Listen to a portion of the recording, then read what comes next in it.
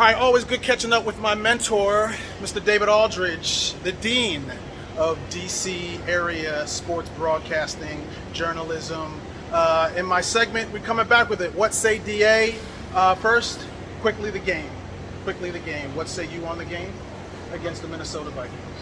They gave it away. They gave up their game. They should have won the game. Should have had a 4-game win streak going into a big Monday night game in Philly. They gave it away. They gave the game away, just like I'm sure the Colts feel like they gave away the game last week. So that's what happens in this league. Right. There's way too many bad decisions, physical errors, mental errors, poor clock management. Just, you name it. Like, they didn't even give themselves a chance at the end. There's a dozen different ways you could have played the last 3 minutes of the game to give your offense more time. You know, they said that Minnesota wasn't trying to score. Well, you grab the guy and throw him in the end zone. Sure. Make the referees make that call.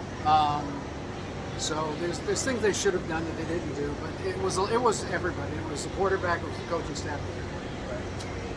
It's been crazy since we were out there the day that the news came down about the ownership.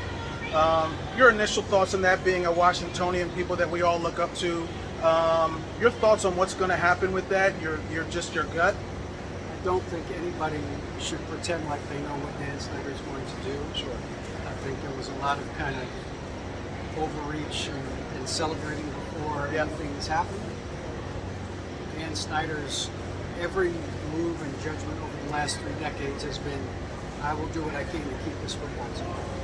I don't see any reason to think that that has changed unless there is word that there is definitely interest on his part on controlling interest in the team. Controlling interest. That's not heard anybody on Dan Snyder's universe say anything about selling controlling interest. Until they do, then I'm going to assume he's going to do whatever he can to keep controlling interest in the team. Right. And whether that means bringing on a minority investor, when I say minority, I don't mean in terms of gender or race. I mean in terms of financial commitment.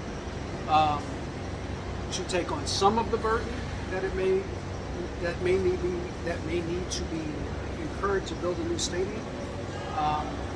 Until we hear different, I'm operating on that presumption, and I don't know why people in this town aren't. Other people in this town aren't. Gotcha.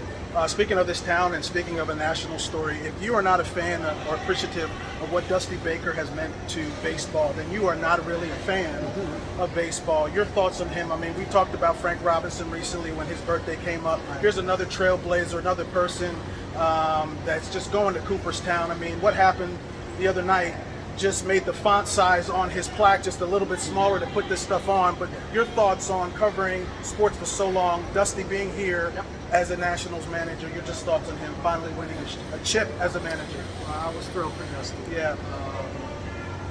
My dealings with him here were fantastic. Yeah. He was beyond gracious with his time. He was always interesting. He was always kind of funny. He was always kind of intelligent about the game and how he viewed it.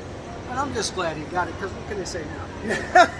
Nothing. That's what people have been saying for 20 years. Absolutely. About playoffs, and he hasn't won one yet, and blah, blah. Now he's got one. What are you going to say now? Absolutely. You know what I mean? Absolutely. He did it in sterling fashion with a great team. He handled his bullpen beautifully in the series, and good for him, and I'm happy for him. Well, I'm happy to have you in my life as my mentor and as a friend. Thank you so much, David. All right, what say D.A. on the Holder Hangout?